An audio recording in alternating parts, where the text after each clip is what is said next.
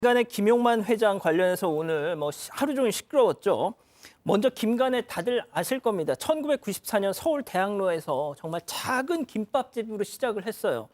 그런데 주방에서 내놓는 김밥이 아닌 김간애가 차별화 포인트를 탁 했죠. 손님 앞에서 말아주는 쇼케이스 전략. 그리고 실내 냄새를 빼는 후드를 가게 뒤가 아닌 앞에 달아서 행인들한테 구수한 그 참기름 냄새, 김밥 냄새를 풍기게 해서 유혹했던 전략.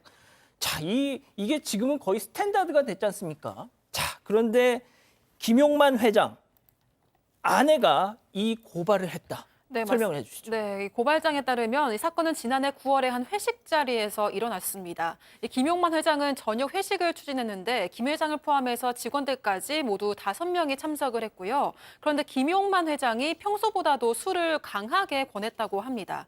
이 자리에서만 소주 10병을 이상 마셨고 김 회장은 매출 부진을 탓하면서 직원들을 질책하기도 했다고 합니다. 이 무거워진 분위기 속에서 김 회장의 지인도 참석을 했는데요. 그러자 김 회장은 다른 직원들에게 귀가를 요구했는데 피해 여직원에게는 자리를 옮겨서 2차를 같이 가자고 했습니다. 하지만 피해 여직원은 이미 주량을 넘게 마셔서 취한 상태였고요. 그럼에도 김 회장과 김 회장 지인은 피해 여성을 데리고 인근 유흥주점으로 갔고 그곳에서는 양주까지 권했습니다. 결국 피해 여직원은 어지럼증과 속이 좋지 않아서 화장실로 자리를 피했는데 이때 화장실에서 정신을 잃었다고 합니다. 다시 한번 말씀드리겠습니다. 이 김용만 회장의 성비위 사건, 그 고발장을 저희가 입수를 했는데 그 고발을 누가 했느냐? 김용만 회장의 아내 박은희 대표가 한 겁니다. 자, 양 변호사님, 정신을 잃고 이렇게 쓰러졌어요. 자, 그런데 온전히 집에만 보냈으면 문제가 없는 거잖아요. 그리고 일단 고발장 내용에 따르면 이 피해 여성 같은 경우 잘 기억도 나지 않은 상황이었고, 근데 어렴풋이 집에 가야지 하면서 자기를 부추가는 그런 기억만 있었답니다. 그런데 이후에 또 눈을 떴을 때는 집에 있었던 게 아니라 침대 위에 반쯤 벗겨진 상태로, 옷을 벗겨진 상태로 누워 있었고, 그리고 김 회장이 성폭력을 강제 풀이행을 저질렀던 상황이었고요. 알고 보니까 그 유흥주점 위에 있는 모텔로 이 여직원을 데려갔던 거고요. 사실 이 정신을 못 차리고 있는 이 상태에서 이렇게 강제추행을 당했고, 또 눈을 뜨고 나서 바로 정황에서 신고를 하려고 했는데 휴대전화를 찾을 수가 없었더랍니다. 이것도 고발장에는 어떻게 나오고 있냐면, 지금 회장하고 회장 지인이 이 여직원을 데리고 술집을 또 간 거잖아요. 그 지인이 이 여성의 전화기를 가져갔다라고 그렇게 고발장에 또 나옵니다. 자, 저희가 고발장 내용을 기초로 전해드리는 겁니다. 자, 그런데 그 모텔 안에서의 그 또 이어지는 상황도 기가 막혀요. 예, 이것도 뭐 고발장에 의한 내용이긴 한데요. 이렇게 여성이 도망가려고 하니까 강제 추행을 하고 도망가려고 하니까 붙잡으면서 잠깐만 있어봐라. 내가 부장 승진시켜 줄 테니까 걱정하지 마라. 이런 얘기 됐다 그러고요. 남자친구 있느냐? 또 내가 종종 연락하겠다라고 하면서 이후 만남까지 권했다고 합니다. 사실은 사건도 충격이지만 이런 상황에 자기가 혼란스러울 수밖에 없었고요. 이후에 수억 원 합의금을 제시를 했다고 합니다.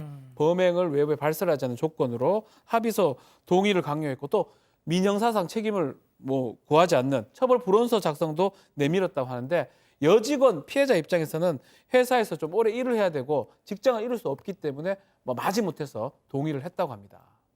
자, 피해자 입장에서는 뭐가 됐든 정말 상처를 혼자 다 끌어안고 기나긴 고심 끝에 그렇게 합의를 해줬던 거겠죠. 자, 이렇게 마무리되나 했는데 합의 이후 김용만 회장은 이런 얘기를 하고 다녔다는 겁니다. 체크포인트 짚어보죠. 먼저 유혹했다.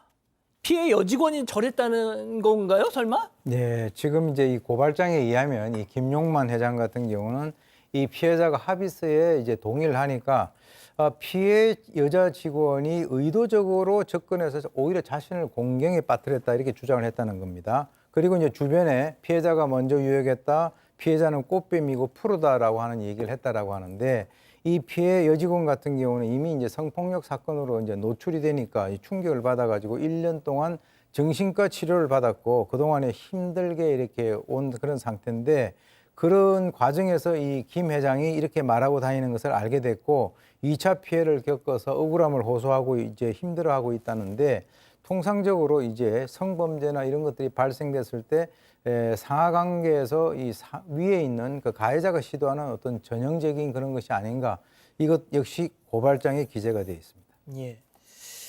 자, 그런데 말이죠. 이 김용만 회장이 12년 전에 본인의 어떤 경영 철학, 용인술 뭐 이런 걸 관련해서 이런 얘기를 했더라고요. 한번 들어보시죠. 저는 경영보다는 예. 경영이라는 것보다는 사람을 더 좋아했어요. 또 의리와 정의를 더 따졌고요. 예. 예. 그러니까 저하고 친한 사람들은 경영도 좋지만 의리와 정의를 못 지키는 사람 저하고 친하지 않아요. 저하고 친한 사람들은 정말 정의와 의리를 똘똘 뭉친 사람들. 예. 자, 이런 또 불미스러운 일이 있고 나서 저런 걸 보니까 조금 많은 생각이 좀 교차하네요. 네, 그렇습니다. 김용만 회장은 범행 직후에도 회장직을 유지를 했고요. 그러다가 올해 4월 이사회에서 이 사건의 고발 사실 등 비위가 문제가 돼서 대표이사에서 해임이 됐습니다. 현재 김 회장의 아들이 새 대표이사로 취임을 해서 경영을 이어나가고 있는 상황이고요. 그런데 지난 8월에 김 회장이 사내 이사로 회사에 다시 돌아왔습니다. 김 회장은 자신이 벌인 사건에 대해서 부인하거나 또는 기억이 안 난다는 태도로 회사에 복귀하려고 하고 있다고 하는데요. 하지만 김 회장은 현재 준간강치상, 업무상 위력에 의한 추행 등의 혐의로 경찰 조사 중이고 업무상 횡령 혐의로도 입건된 상황입니다. 횡령. 네, 그렇습니다. 또 회사 명의 계좌에서 수억 원 상당을 자신을 대리하는 법무법인 계좌로 이체한 혐의인데요. 이 돈으로 피해 여직원에게 합의금을 지급하려 했다는 걸로 알려졌습니다. 이와 관련해서 경찰 관계자는 조만간 검찰에 송치할 예정이라고 밝혔습니다. 자, 양 변호사님, 저희가 이제 이런 소식 전할 때마다 제일 우려가 되는 게 본인 혼자 뭐 이렇게 되는 건 상관이 없어. 하지만 이게 프랜차이즈잖아요. 가맹점주 전국에 420개나 된답니다. 사실 가맹점주들은 아실 만한 분은 다 아시겠지만 각각 개인 사업자입니다. 그냥 그 상호를 쓸 뿐이지 뭐 부하 직원도 아닌 거고 그 회사 전체 경영에 관여하는 것도 아니에요. 그런데도 사람들이 일반적으로 봤을 때 어쨌든 그 상호가 떡 찍혀 있고 이 김관래라는 이미지에는 저런 일이 머릿속에 남아 있으니까 오너리스크라는 게 거론이 될 수밖에 없는 거고 벌써부터 이 점주들 사이에서는 이거 어떡하냐, 오너리스크 때문에 이거 뭐 이 가게 망하는 거 아니냐, 손해배상 해야 되는 거 아니냐, 이런 얘기가 나오고 있고 그도 그럴 법한 게 소비자들이 벌써 오늘부터 뭐 김관래 안 먹겠다, 맞아요. 이른바 불매운동 얘기가 나오고 있다라는 겁니다. 자, 이걸 어떻게든 좀 잠재우기 위해서 김관래 측에서도 오늘 입장문을 내놓긴 했습니다. 이 김 전 대표 행위 때문에 이 피해 직원분에게 상처를 줬고 또 가맹점들이 피해받을 그런 상황에 대해 굉장히 죄송하다고 했고요. 이 2차 행위, 2차 피해가 입지 않도록 피해자가, 그리고 또 가맹점도 누를 끼쳐 손을 입지 않도록 노력을 할 것이라고 그렇게 덧붙이기도 했습니다. 예, 현재 김관래의 대표이사는 아들입니다. 예, 이 김 회장의 아들인데, 그리고 저희가 앞서 전해드렸는데 이 성비위 혐의에 대한 고발을 네. 아내인 박은희 네. 사장이더라고요. 그렇죠. 그렇게 아내가 직접 나서게 된 이유가 있다면서요? 일단 이게 고발이니까 제3자입니다. 피해자가 범죄자 신고하면 고소가 되는데 처벌 불허냈기 때문에 하지 않았겠죠. 그래서 고발장이 제출이 됐는데 7월 달에 제출이 됐고 실제로 이 아내 입장에서는 어렵게 본인이 결정을 했다고 합니다. 남편이 이 경영권 다시 뭐 경영을 한다 그러면 피해도 될 수 있고 이 2차 가해 같은 것도 문제가 되기 때문에 본인이 이제 고발을 했다고 하는데 실제로 2차 가해 부분도 아마 중요시하게 봤는데 처음에는 세상에 이게 알려지는 게 두려웠다고 하는데 큰 마음을 결심을 했다고 하는데 경영권 분쟁이 좀 있다고 해요. 아들하고 또 지금 엄마죠, 또 아버지 이런 상황이 있기 때문에 그건 좀 지켜봐야 될 것 같습니다. 자, 조금 전에 또 들어온 소식인데요. 이 김용만 회장 측도 아내 이 박은희 사장을 횡령 및 배임 혐의로 경찰에 또 맞고소를 했다고 하네요. 자, 진짜 이런 일이 있습니다. 제보를 주셨는데 지난 8월에 직장 상사와 출장을 가게 되면서 벌어진 사건. 네, 피해자 가족에게 받은 제보입니다. 이 피해자는 국방과학연구소에서 무기를 만드는 일을 하고 있습니다. 이 가해자는 한 팀에서 일하는 직장 상사고요. 올해 8월 초에 함께 경기도로 출장을 갔습니다. 이 사건 당일 다른 사람들도 함께 술을 겸한 겸 이제 저녁 식사를 했는데요. 피해자는 숙소가 숙소에 카드키를 보관할 때가 마땅하게 없어서 이 가해자에게 그 부탁을 했다고 합니다. 맡긴 거죠. 이렇게 저녁 식사 후에 가해자에게 카드키를 다시 건네받았는데 서로 키가 바뀌어 있었던 거예요. 그 사실을 모르고 각자 방으로 가다가 마주쳤습니다. 그래서 피해자는 가해자에게 일부러 바꿔준 거냐고 항의를 했고 카드를 다시 돌려받아서 갔다고 합니다. 자, 그냥 뭐 여기까지만 들으면 해프닝 같죠. 자, 그런데 피해자가 자기 방으로 돌아간 후에 충격적인 상황이 벌어집니다. 자, 피해자 가족분, 제보자 얘기 들어보시죠. 가해자가 피해자를 못 나가게 막았고 이렇게 되길 그냥 자자라는 그런 얘기를 했고 이렇게 쌀쌀맞게 하지 마라, 뭐 나한테 그러지 말라 이런 식으로 그냥 이랬다고 하더라고요. 10분, 20분에서 15분 뻗팅기면서 안 나가고 있다가 결국에는 가해자 나가는 그런 CCTV 장면이 찍혔고 무서웠다고 하죠. 그리고 이렇게 신고하는 것 자체도 무섭다고 일단은. 아니, 이왕 이렇게 된 거 한번 자자는 게 뭔 소리예요 도대체. 아, 그러니까요. 이제 미친 거 아니에요, 진짜? 네. 정말 비상식적이죠. 그러니까 피해자 측 주장이긴 합니다만 그 가해자가 방해 문과 현관문 사이를 딱 막고 서서 못 나가게 하면서 이렇게 된 김에 한번 같이 자자라는 얘기를 했다라는 거예요. 근데 또 피해자가 보기에는 얼마나 무서웠겠어요. 게다가 이 가해자 12살 연상의 유부남이었어요. 아이고. 너무 놀라가지고 불편하니까 그만둬 달라. 나는 상간녀 되고 싶지 않다라고 얘기를 하니까 또 미워하지 말아라. 왜 차갑게 구냐. 하룻밤 좀 같이 자자. 뭐 이런 식으로 얘기를 했다라는 거예요. 그래서 너무 화가 나서 이제 거기에 대해서 완강히 거절했고 한 15분 정도 그러다가 이제 나갔다고 합니다. 자, 그 완강히 저항을 해서 예. 일단 아무 일도 없었습니다만 박 네. 변호사님, 저 완전 미친 거 아니에요, 저거? 예, 그래서 당연히 회사에 알렸고요. 회사 관계자도 가만히 넘어갈 수가 없습니다. 당사자, 가해자한테 얘기를 하니까 기억이 안 난다라고 얘기를 했다고 합니다. 그 다음에 다음날 아침에 이 피해자한테 전화를 했다고 해요. 해서 기억 안 나니 미안하다, 팀 나가겠다 그렇게 얘기를 하면서 자기도 갈 곳이 좀 있어야 되는데 고충처리위원회에 신고를 하지 말아라고 요청을 했다라고 합니다. 그렇지만 고충처리위원회에 신고를 했고요. 해야죠. 조사하는 과정에서 이제 그런 얘기를 했다고 그대로 얘기합니다.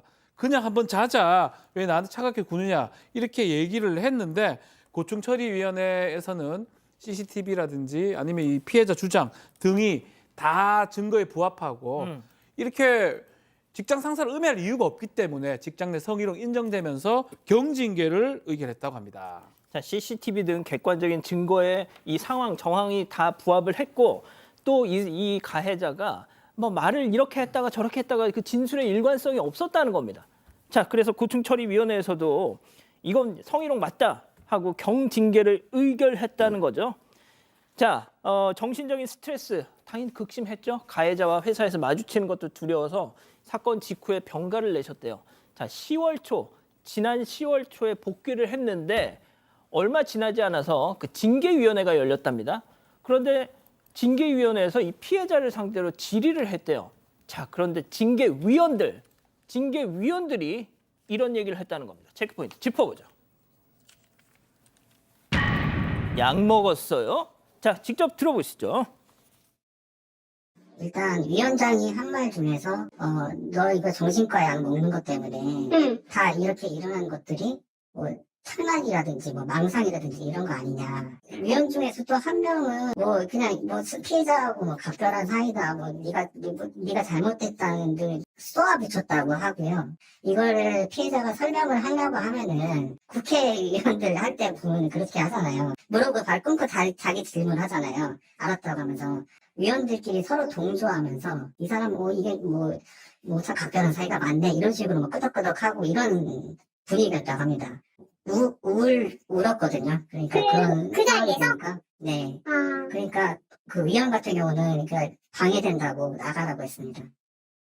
아니, 저는 이 내용을 들으면서 계속 몇 번이나 이게 진짜 맞는 얘기인가 싶었다니까요. 네, 지난 10월 4일에 국방과학연구소 징계위원회가 열렸고요. 피해자와 가해자는 각각 다른 시간대에 참석을 했습니다. 이 피해자 측 주장에 따르면 징계위원들은 약을 먹고 망상이나 착란을 겪은 게 아니냐, 가해자와 피해자가 각별한 사이다, 왜 가해자의 아내를 언니라고 불렀냐 이런 막말을 쏟아냈습니다. 이 피해자는 우울증 등으로 약을 먹고 있었던 상황이었는데요. 그런데 이걸 두고 약으로 인한 망상이나 창난이 아니냐고 말해서 모욕감을 느꼈다고 합니다.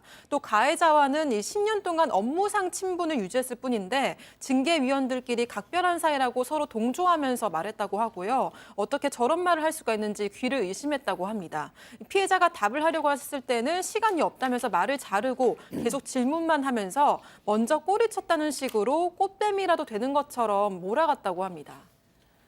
아이고 세상에 저런 그 성폭력 피해자가 아이 네가 먼저 꼬리친 거 아니야 뭐 이런 식으로 만약 분위기를 몰아간다 면전에서 그 가만히 있겠습니까? 그 제정신으로 그 자리에 앉아 있을 수 있겠어요, 팀장님? 피해자의 주장에 의하게 되면 징계위원들이 꽃뱀식으로 몰아가니까 너무 억울하지 않습니까? 억울하니까 항의하고 눈물을 쏟고 그러니까 그 오히려 징계위원들이 조사에 방해되니까 나가라면서 다시 부를 테니까 옆방에 있어라 이렇게 말했다는 겁니다. 그러니까 피해자는 뭐라고 했냐면 조직이 나를 지켜주지 않는데 나도 나를 지키지 않다면서 이제 방으로 갔어요. 옆방에 있는데 회의실 옆방인 모양입니다. 옆방에 있었는데 격리시킬 수 있었는데 징계위원들의 행태에 너무나 큰 상처를 받으니까 너무나 억울하고 분하니까 이분이 그만 스스로 창문으로 뛰어내렸는데 그 높이가 약 5m 바닥에 떨어진 거예요. 스스로 떨어내린 거죠. 그러니까 그 쓰러져 있으니까 지나가는 사람들 신고를 했습니다. 신고를 해가지고 병원에 이송이 됐는데 그 피해자는 척추, 골반, 손목, 발목이 골절되는 증상을 입어가지고 이제 극심한 호통 호소하고 있는데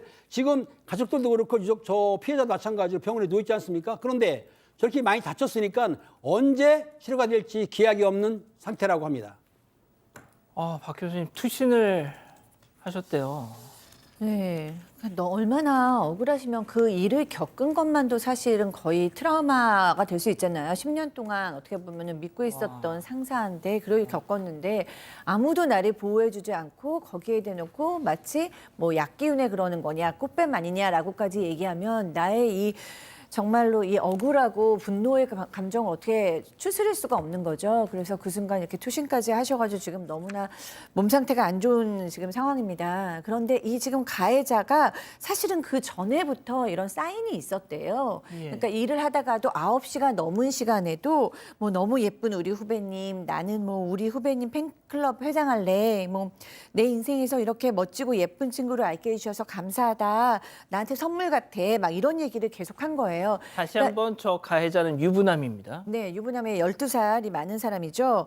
그런데 노래도 링크를 보내주고, 근데 이게 추근덕 되는 거잖아요. 그래서 이제 대꾸도 안 하고 이렇게 얘기를 했대요. 그런데 문제는 이 가해자가 징계위원회에서 겨우 정직 1개월 처분을 받았고요. 어제는 또 웃으면서 출근까지 했다고 합니다. 박 변호사님. 네. 유부남의 애가 둘에 12살 연상. 뭐 하는 놈이에요, 진짜. 저 문자도 그렇고 지금 문제는 그 투신 이 부분 때문에 세 번째 지금 전신 마취 수술을 받는 그런 상황입니다. 좀 화가 나는 부분이 사건 발생된 지 오래됐는데 3개월 지나서 징계위원회 열렸고요. 징계위원들의 자질일지 의심스럽습니다. 기본적으로 2차 가해를 가하면 안 되는데 당연하죠. 2차 가해를 가하는 상황이 이뤄진 거거든요. 2차 피해를 줬기 때문에 그 부분 명예훼손이나 모욕죄로 지금 고소를 한 상황이고 지금 국방과학연구소 확인해 보니까 일단 징계위원회 발언에서 사실 유무 이런 사건 관련 내용이니까 알려줄 수는 없고요. 다만 수사에는 협조하겠다라고 밝힌 상황이고요. 그 제보자 얘기를 좀 했습니다. 제보자가 그 가해자 얘기를 좀 하는데요. 사고친 인물이 가해자가 원래 같으면 징계 먹었으면 타 지역으로 가야 되는데 이 사람 그냥 부서 이동만 했다고 지금 알려져 있거든요.